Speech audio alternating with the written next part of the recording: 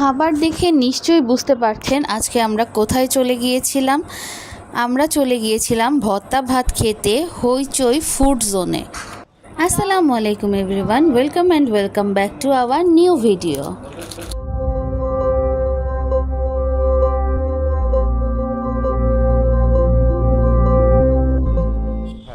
দুপুরে আমরা বেরিয়ে পড়লাম লাঞ্চ করার উদ্দেশ্যে হইচই ফুড জোনে যাওয়ার জন্য। তো এটার লোকেশন যাতে আপনাদের সমস্যা না হয় সেজন্য আমি ভালোভাবে বলে দিচ্ছি এবং দেখে দিচ্ছি। এটা হচ্ছে আশ্রম রোড হয়ে শঙ্করপুর রেল ক্রসিংটা পার হয়ে বাঁ হাতে যেই রাস্তাটা গিয়েছে যশোর মেডিকেলের দিকে, ওই রাস্তাতে গেলেই কিছু দূর যাওয়ার পর পড়বে গোলপাতা মসজিদ। শঙ্করপুর গোলপাতা মসজিদ বললে যে কেউ দেখিয়ে দিবে অথবা সহজেই চলে আসতে পারবেন। গোলপাতা মসজিদ ছেড়ে কিছু দূর গেলেই আমাদের হাতের ডান দিকে পড়বে হইচই ফুড জোন রেস্টুরেন্টটি। বলতে বলতে আমরাও চলে এসেছি হইচই ফুড জোনে। তো সামনেটা এরকম, আর ভেতরে আমরা গলির মধ্যে ঢুকে যাচ্ছি। একটু ভেতরে রেস্টুরেন্টটা, এই তো কিছু দূর চলে আসার পরে আমরা পেয়ে গেলাম হইচই ফুড জোন। এই যে আমি দাঁড়িয়ে একটু সবাইকে ওয়েলকাম জানাচ্ছি, তাহিবাবুও চলে এসেছে। আমরা ঢুকে গেলাম রেস্টুরেন্টের মধ্যে। নামে হইচই হলেও জায়গাটা কিন্তু খুবই নিরিবিলি, আর অনেক বেশি গাছপালা থাকার কারণে একটা গ্রামের ভাইব দিচ্ছিল। সো পরিবেশটা খুবই ভালো লাগছিল।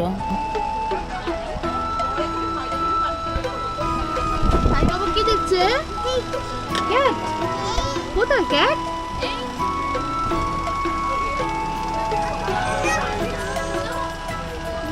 ক্যাট চলে যাচ্ছে।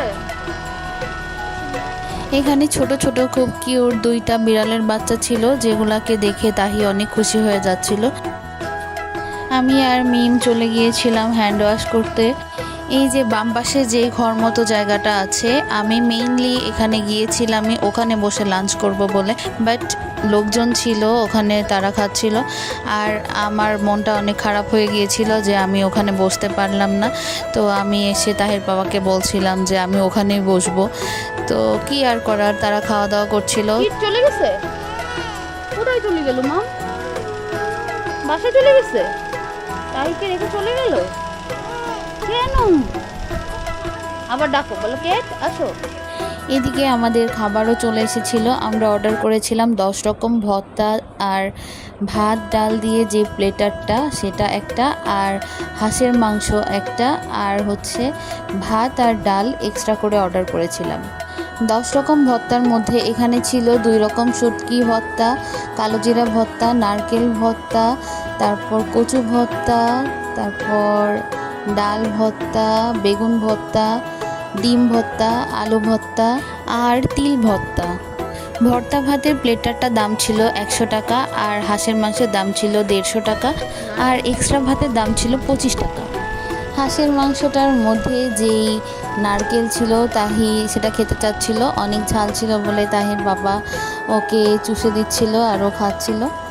এমন একটি পরিবেশে বসে ভর্তা ভাত খাওয়ার আসলে মজাটাই অন্যরকম, পুরোপুরি বাঙালিয়ানা একটা ফিল আসছিল। তাহি বাবু নিজের হাত দিয়ে গরম গরম ভাত খাচ্ছিল। আলহামদুলিল্লাহ, সে ভালোই ভাত খেয়েছে। এখন আমি একটু রিভিউ দিব ভর্তাগুলো আমার কাছে কেমন লেগেছে।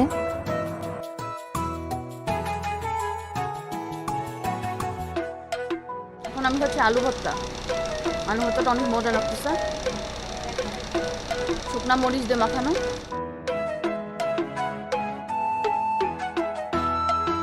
এটা হচ্ছে শুটকি ভর্তা, বেশ মজা।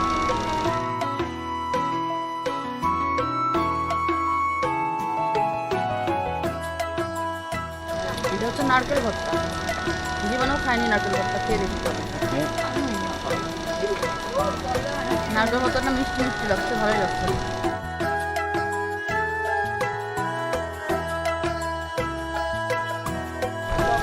আমরা আসলে কনফিউজ হয়ে যাচ্ছি কোনটা কি ভর্তা। সরিষা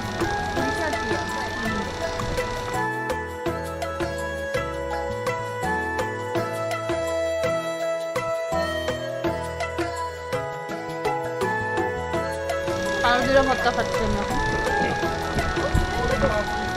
একটু ঝাল, তাহলে আমার ভালো লাগছে। এবার আমি খাবো আমার ফেভারিট বেগুন ভর্তা।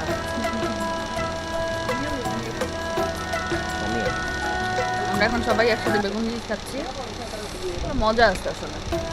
সবার হাতের ভর্তা কিন্তু মজা লাগে না, বাট এই ভর্তাগুলো মজা লাগে। মেবি এগুলো হচ্ছে পাটায় বাটা।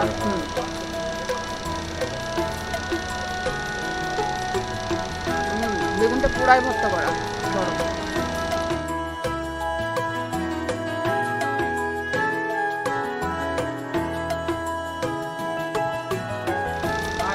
এবার ডাল ভর্তা, মজা।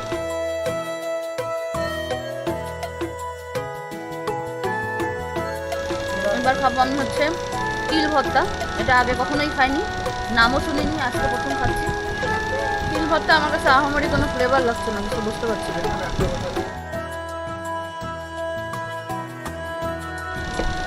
এবার ট্রাই করবো হচ্ছে ধনেপাতা ভর্তা। ধনেপাতা না, এটা হচ্ছে শুটকি ভর্তা। ফাইনালি আমি খাবো ডিম ভর্তা। এটাকে আমি রেখে দিয়েছিলাম, বিকজ আমার ডিম ভর্তা সব থেকে বেশি পছন্দের। এটা আমি খাবার লাস্টে খাওয়ার জন্য রেখে দিয়েছিলাম।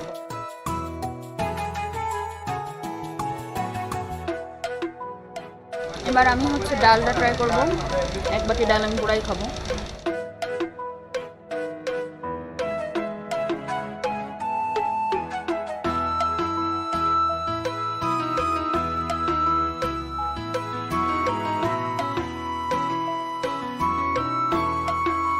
নর্মাল পাতলা ডাল আর কি।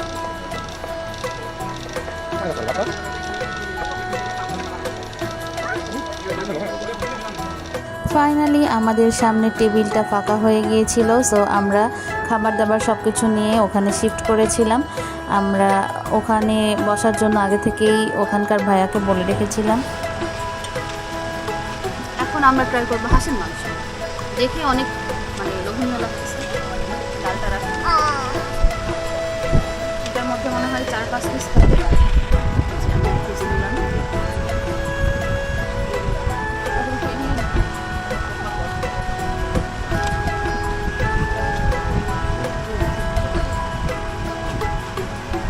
গ্রেভিটা অনেক সুন্দর লাগছে, খেয়ে বলি তো।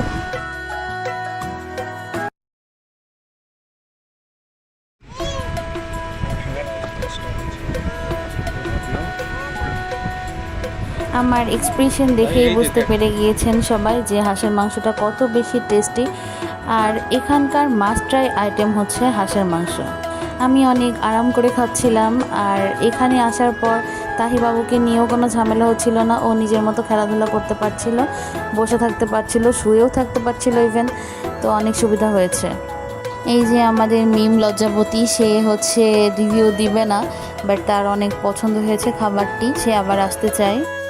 দেখেই বোঝা যাচ্ছে আমরা সবাই কত তৃপ্তির সাথে খাবারটা খাচ্ছিলাম। সব থেকে বড় কথা, পরিবেশটা এত ভালো লাগছে, একদম মনে হচ্ছে গ্রামের বাড়িতে এসেছি, কারোর কোনো আত্মীয়র বাড়িতে বসে খাচ্ছি। মাম্মা মাম্মা মাম্মা, এই রান্নাটা হচ্ছে কাঠের চুলায় করা, একটা অন্যরকম একটা ফ্লেভার আছে। আর যে শুকনা মরিচের ইয়েটা ইউজ করা হয়েছে, এটা বেটে ঝাল আছে, তাই না? ঝাঁসটা অন্যরকম একটা ফ্লেভার আছে, ঝাঁসটা আছে। হাঁসের ঝোল শেষ হয়ে যাওয়াতে ভাইয়া আবার আমাদেরকে একটু ঝোল এনে দিয়েছিল, সাথে একটু চামড়া আর একটা গিলাও দিয়েছিল। আমার গিলা অনেক পছন্দ, সো ওটা আমি খেয়ে ফেলেছি। আর আমাদের ভর্তা ভাতের প্যাকেজের সাথে কিন্তু আমরা একটা ভাতও ফ্রি পেয়েছিলাম। ভাই বাবু কি খায়? লবণ ভালো লেগেছে খেয়ে? আবার আসবা? কি ভালো লেগেছে বলো? তাদের এখানে এরকম ফ্যানের ব্যবস্থাও আছে।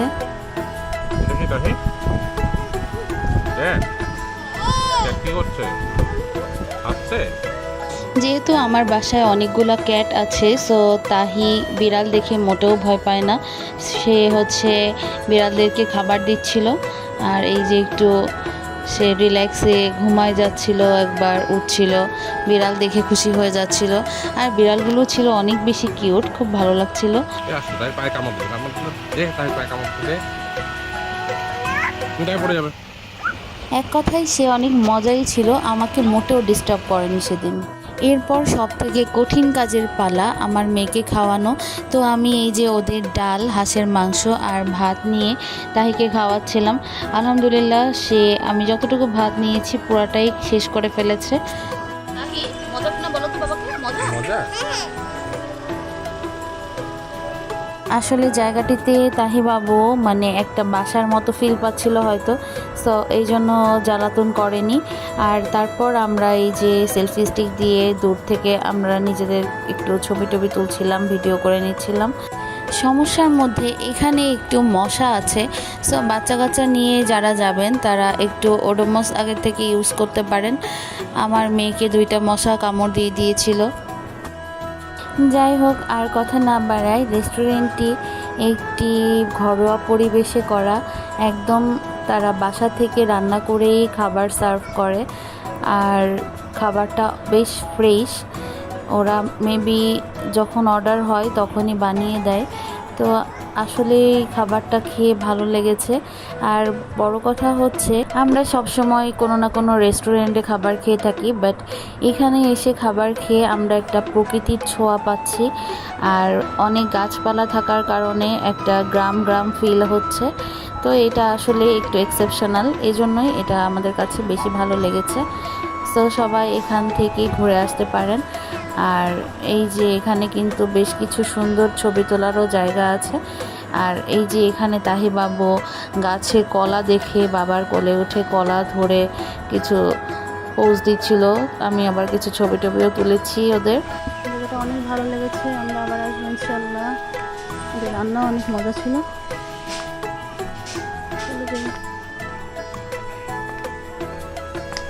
তাকাও, আবার আসবা? আবার আসবা ভর্তা খেতে? হ্যাঁ আসবো তো, চলো। গলি দিয়ে বের হওয়ার সময় আমি, তাহিবাবু আর মিম একটু দুষ্টুমি করছিলাম, তাহির সাথে মজা করছিলাম।